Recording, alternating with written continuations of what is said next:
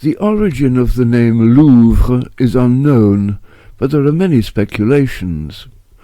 Perhaps it comes from lupara, designating something connected with wolves, such as kennels for wolfhounds. Perhaps from location in a forest, the word rouvre, beginning with an R, being the name of a kind of oak tree. Perhaps from l'œuvre, in the sense of masterpiece, because it was, when first built, the greatest building in Paris. Perhaps from a possibly Frankish word like léovert, with the meaning of fortified camp. Philippe II, known as Philippe Auguste, was the first king of France. Previous monarchs styled themselves as kings of the Franks. Before leaving for the Crusades in 1190, Philippe Auguste built a defensive wall around Paris. Parts of that wall still exist. The Louvre was the fortress intended to protect the city's western edge from the Angevin kings of England, who possessed most of the territory now known as France.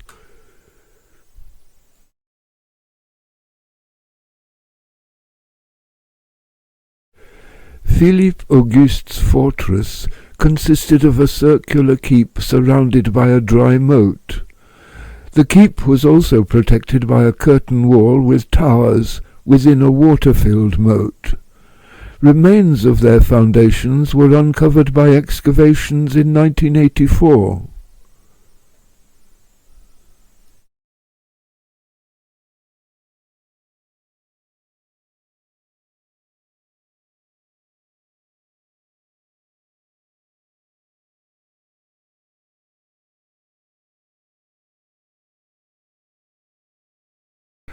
By the time of King Charles V, the English had only 3 toeholds in France: Calais, Bordeaux, Bayonne. So there was no longer a threat to the west of Paris. Furthermore, the city had spread westwards, and the Louvre was no longer useful as an outer defence.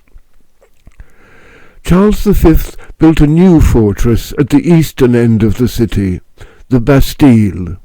A new city wall would now include within its boundary a Louvre which the king had extended, embellished, and turned into a royal residence. One of his improvements was a library to house his many books.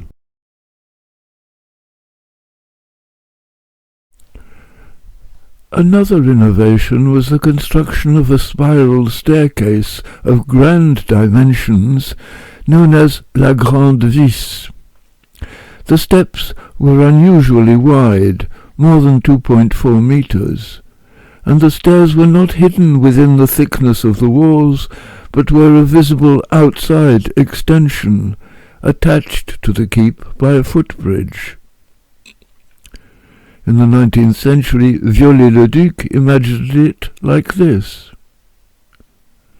Here it is, imagined by more modern means.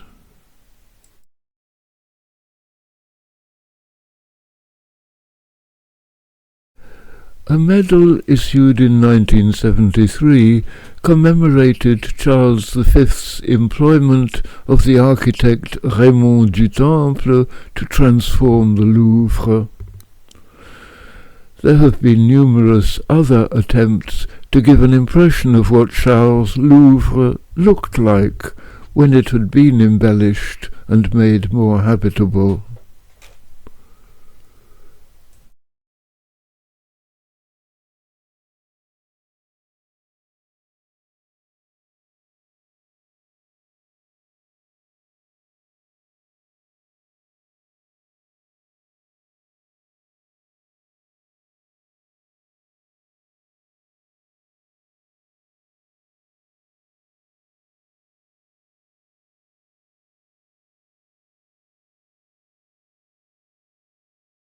Three depictions of the Louvre as it actually appeared do survive from the 15th century. In the Très Richeur du Duc de Berry of about 1412 to 1416, the image for the month of October shows the Louvre. The crucifixion from the Parlement de Paris of the mid-15th century shows the palace behind the heads of St. Louis and John the Baptist.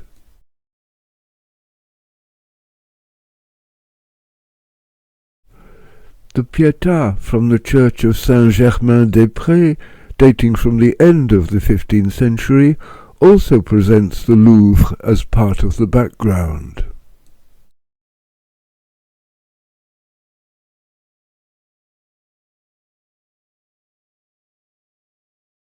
For many years after the death of Charles V in 1380, the Louvre was only occasionally a royal residence. It was used as a prison and as an arsenal, and it underwent no radical changes until in 1528 François I began his modernization by having the Grosse Tour, the old keep, demolished. Some improvements to the eastern gateway made it the new main entrance, placing the building on the strong east-west axis which it still retains. This also allowed the southern entrance to be removed, and a wide promenade was paved on the riverside where the royal apartments would now be. It was only in 1546, a year before the king's death, that he decided to replace the old west wing of the Louvre with something in a more contemporary style designed by Pierre Lescot. In 1549, 2 years after François' death, his son and successor Henri II gave Lescot new instructions. The new wing was no longer to be divided in the middle by a staircase. The staircase would now be at the northern end, and the whole length of the new wing was to house a reception hall. Lescot disguised its disproportionate length with a tribunal at one end, a sort of triumphal arch under which the king's dais and throne would be placed, and at the other end he placed the Tribune des Caryatides of 1550. Jean Goujon's caryatid sculptures are still there. It was in the Salle des Caryatides, in 1558, that the marriage of Mary Stuart, later Queen of Scots, to the future King François II was celebrated.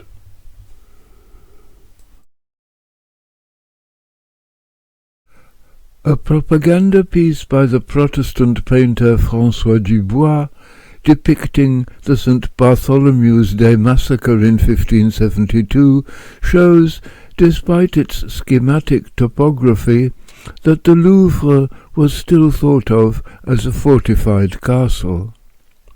The king, Charles IX, is seen aiming his arquebus at his Protestant subjects from an upper window, while the Queen Mother, Catherine de Médicis, has come out of the castle to inspect a pile of corpses.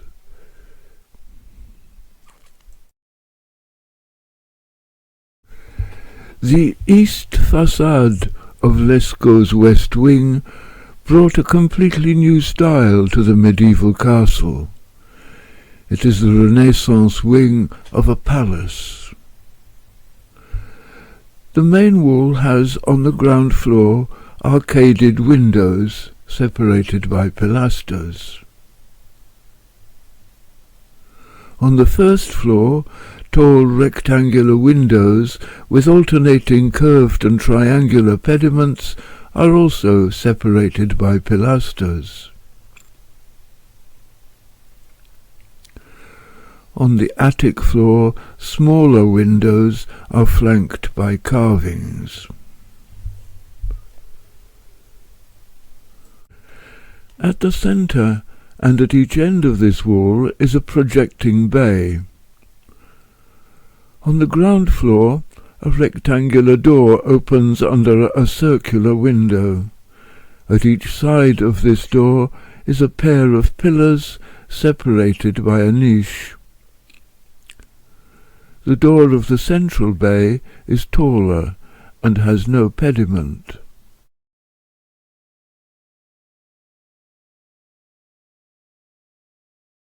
A drawing of about 1575 shows Louise de Lorraine, Queen Consort of Henri III, in a procession leaving the Louvre through the central door of this facade.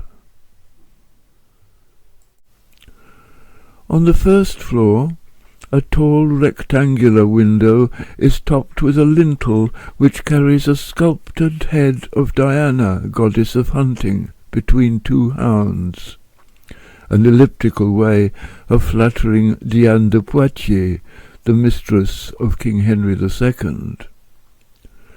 On the central bay the hounds are replaced by lions. At each side of the window, two columns are separated by a niche, above which is carved an oval marble panel draped with a garland. The niches at this level and on the ground floor had no statues in them until the second half of the 19th century. On the attic story, a small window and curved pediment are decorated with sculptures by Jean Goujon. At the left, the attic and pediment illustrate peace and abundance.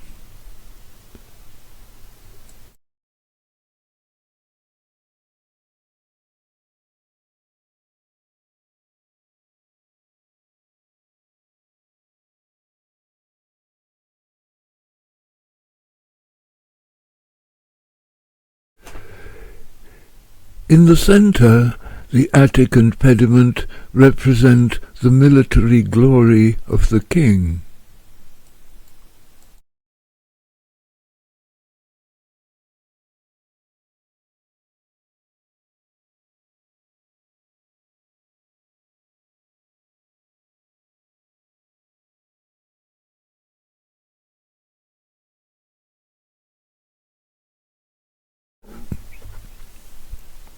The right-hand attic and pediment sculptures symbolize knowledge.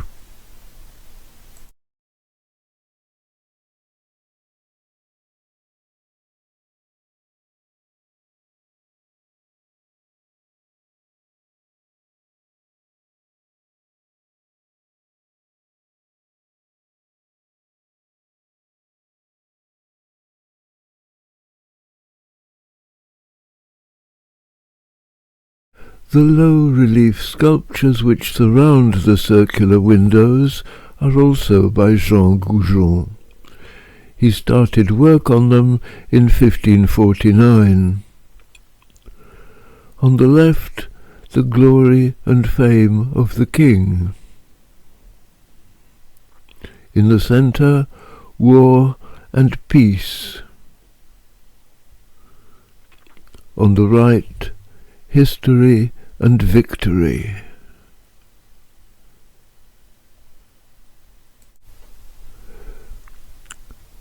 A sloping roof, covering the whole wing, was edged and topped with further ornaments. The other side of Lescot's wing remained sober and undecorated until the Second Empire.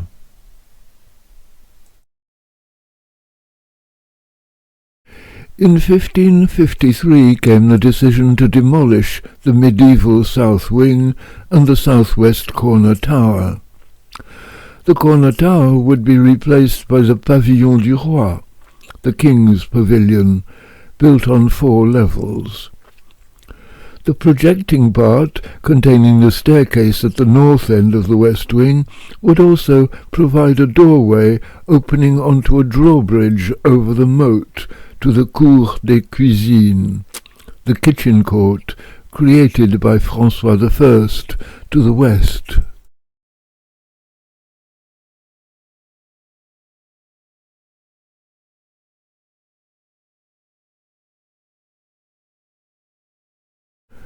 The three lower stories of the King's Pavilion matched those of Lescot's west frontage.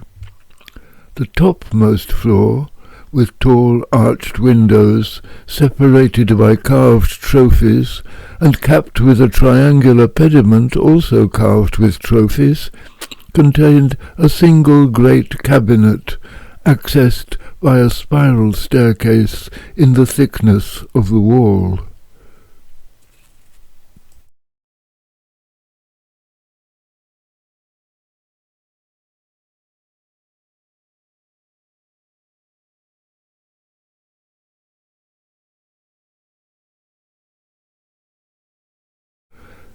The king's apartments were on the first floor. Henri used his new chambre de parade in 1551 to receive the Venetian ambassador, though the gilded ceiling was apparently not put in place until 1556. It could be taken down in pieces to be cleaned. Like the doors in the same room, it was moved to the colonnade under the Restoration.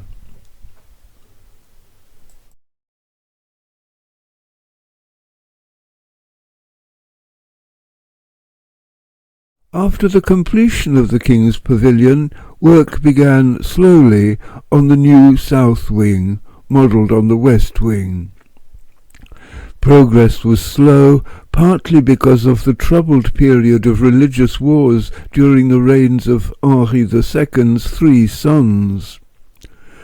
François II reigned from 1559 to 1560.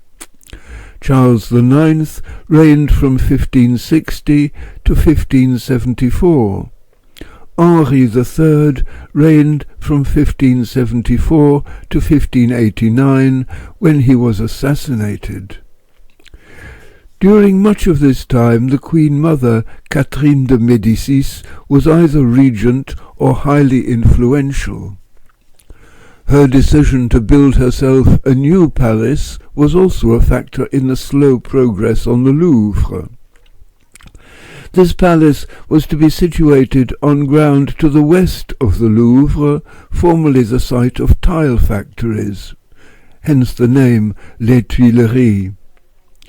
Building began in 1564. The original plan seems to have been for a great quadrilateral, with a large central courtyard flanked by two smaller ones. This was never realized. From 1570 to 72, architects Philibert Delorme and Jean Bulan built the west wing of this quadrilateral, a central pavilion, side wings, a south pavilion, and the foundations of a north pavilion.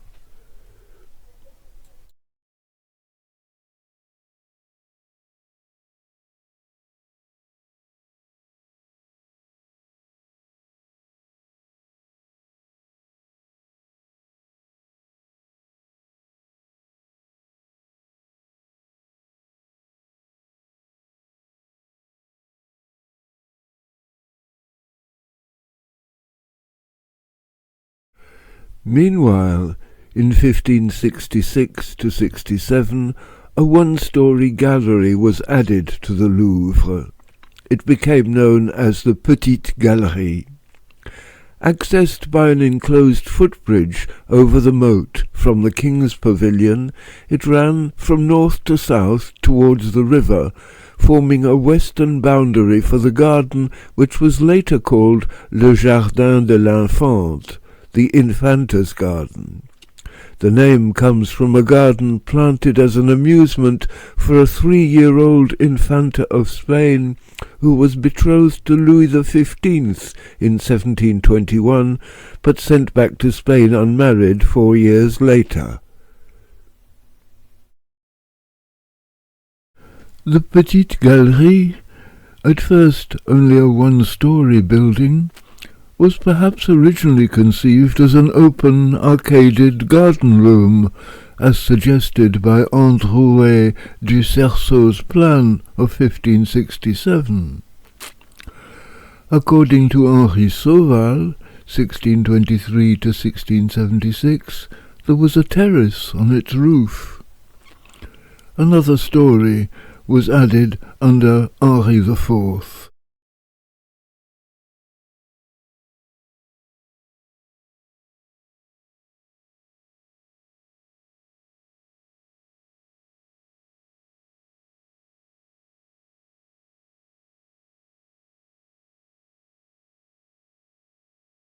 In 1589, after the assassination of Henri III, Henri of Navarre converted to Catholicism and became the first Bourbon king of France with the title Henri IV.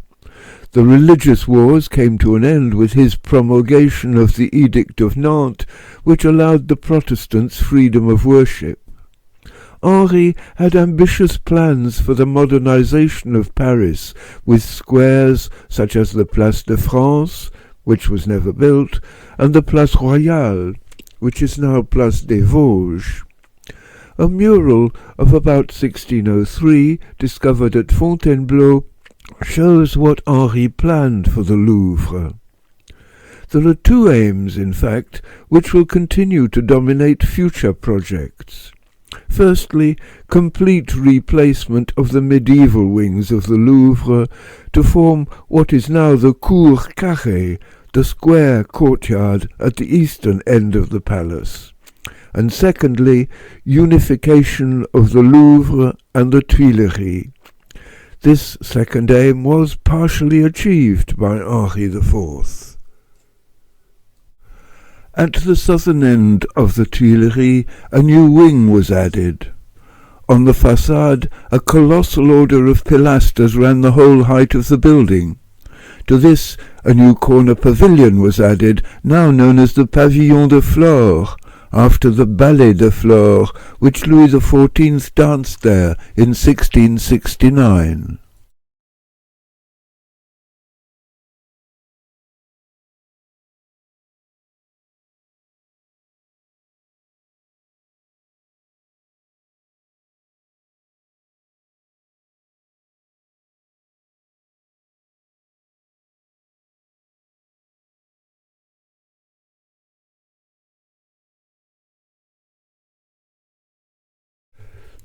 From the Pavilion de Flore eastward, along the river, a new gallery, called the Grande Gallery, was built.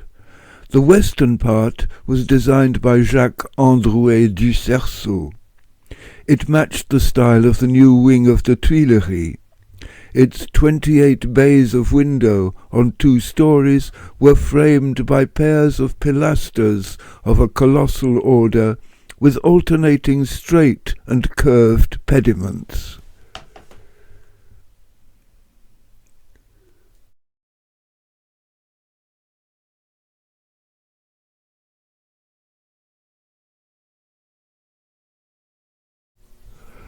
From the Petite Gallery westward, the Grande Gallery was probably designed by Louis Métezeau.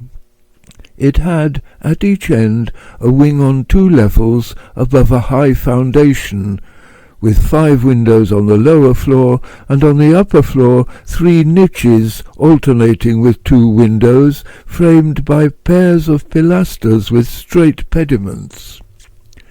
Between these wings there were 29 bays.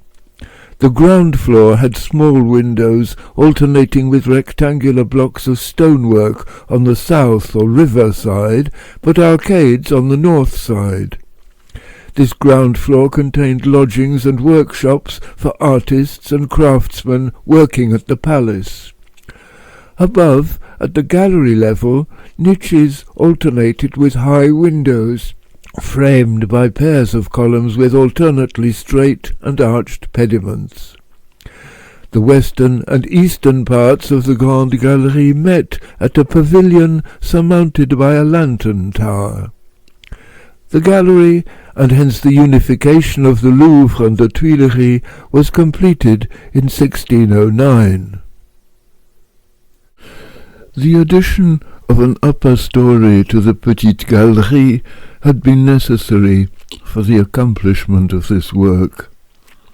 The first-floor gallery displayed portraits of the kings and queens of France.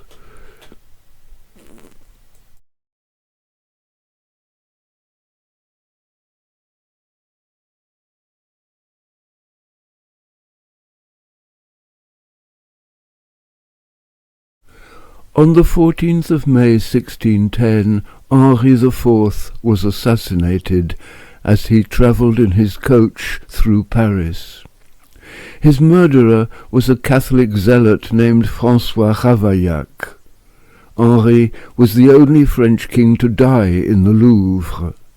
His lying in state took place in the Salle des Caryatides. He was succeeded by his 9-year-old son Louis XIII, who was constantly at odds and sometimes at war with his mother Marie de Médicis, who was regent until the king came of age in 1617.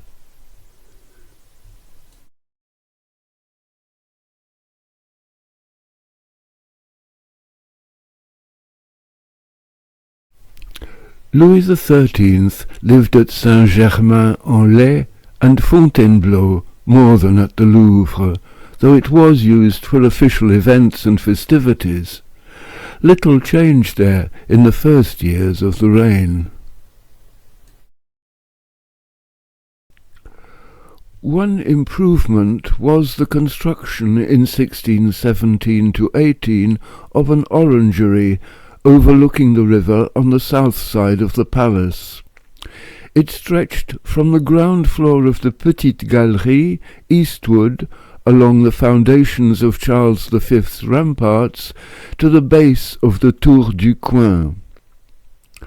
There were 3 medieval towers on the banks of the river. The Tour du Coin, built around 1200, had been part of Philippe Auguste's defences of Paris. It stood where the northwestern part of the city wall met the river on the right bank. It was matched by a similar tower, the Tour de Nesle, on the left bank. When Charles V built new fortifications further out on the other western side of the Louvre, he terminated them in about 1380 with a new tower, the Tour du Bois. The Tour du Coin was then redundant, and all but its base had been demolished in 1531. The Tour de Nesle disappeared in 1665, and the Tour du Bois about 1670.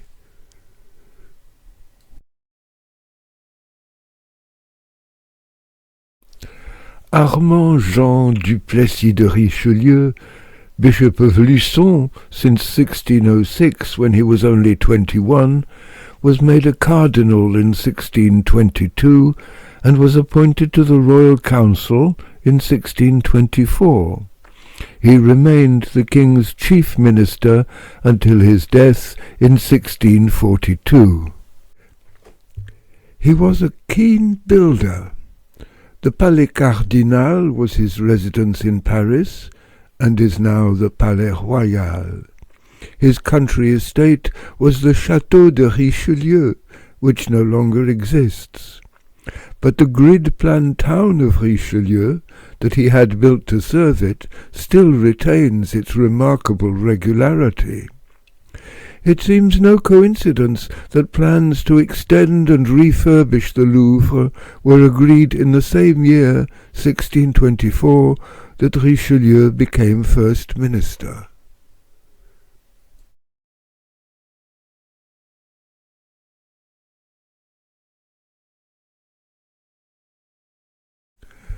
The 1619 plan of Paris by François Hoyames, or Van Hoy, shows very clearly the state of the Louvre and the Tuileries at that time. The two palaces are connected beside the river by the Grande Galerie, but Charles V's city wall and many other buildings stand between them.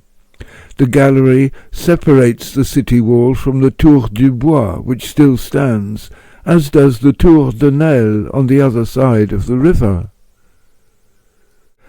The Mérian plan of 1615 shows even more clearly the medieval north side of the Louvre, with Charles V's northwest library tower flanking the west front of the Renaissance wing, with the Pavilion du Roi and the Petite Gallery at the river end. In 1624 came the decision to multiply by 4 the dimensions of the Louvre. The medieval north wing would be demolished, including Charles V's library tower, which would be replaced by a new pavilion. The new pavilion would be at the centre of a new front, with a new wing matching the architecture of the Renaissance wing. The architect was Jacques Lemercier, who also designed Cardinal de Richelieu's residences. The first stone of the new pavilion was laid on June the 18th, 1624. It came to be called the Pavilion de l'Horloge when a clock was added to it in 1808. Since the time of Napoleon III's additions to the Louvre, it is also known as the Pavilion de Sully. The ground floor, first floor, and attic story match the features of Lescot's wing, but with the greater expansiveness befitting a central pavilion. With the top story and the roof, Lemercier has been able to unshackle his inventiveness, producing some architectural novelties. 4 pairs of caryatids, sculpted by Jacques Sarrazin and his pupils Gilles Guérin and Philippe de Buister, support the pediment. Large arched windows are between them to left and right. In the centre, a large allegorical relief was planned, where there is now a window. The pediment itself is triple. 1 curvilinear pediment between 2 triangular ones. 2 sculpted figures of fame with their trumpets recline on the slopes of the inner central pediment. The building is crowned with Lemercier's innovative square or French dome.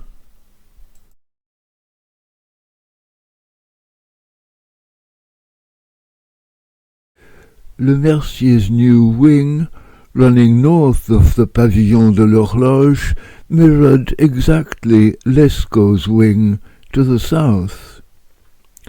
Prints would suggest that it was decorated like Lescot's wing. It was certainly intended to be similarly sculpted, but apart from 1 oculus, which was carved with figures of power and wealth by Gerard van Hopstal in 1638, all the sculptural decoration dates from the 19th century. As with Lescot's wing, the outer west facade of Lemercier's wing also remained undecorated until the 19th century.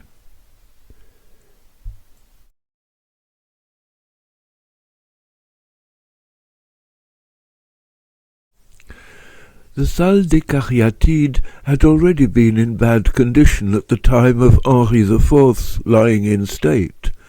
The timbers supporting the ceiling had to be disguised with cloth of gold for that event. In 1630, Lemercier was commissioned to remedy this by putting in stone vaults. In 1640, Cardinal Richelieu installed the royal printworks and the medal mint in the ground floor of the Grande Galerie. Also in 1640, the painter Nicolas Poussin was summoned back to Paris from Rome in order to decorate the gallery with paintings of episodes of the life of Hercules. He did start to paint the ceiling, but returned to Rome in 1642, leaving the work unfinished. In the 1780s, the construction of brick fire breaks caused the final disappearance of Poussin's uncompleted paintings. Cardinal Richelieu died in 1642, and King Louis XIII in 1643. By this time the Pavilion de l'Horloge and the new wing were complete, though the exterior decoration of the latter was not completed until the 19th century. The northwest pavilion had only its ground floor, and the new north wing of the quadrilateral rose above ground only for about 40 meters.